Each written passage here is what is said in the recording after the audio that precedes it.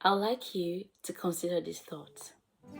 The good of the whole must begin with the good of the individual. You must help the world when you help yourself.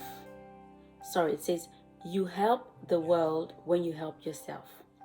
Remember, we are all one, all waves in the same ocean, and one man's consciousness of abundance and well-being with its outer manifestation releases more light into the race consciousness for the benefit of all. So start with yourself. Start with yourself today. You're still reading from the Abundance book. Thank you. Thank you so much for joining me today.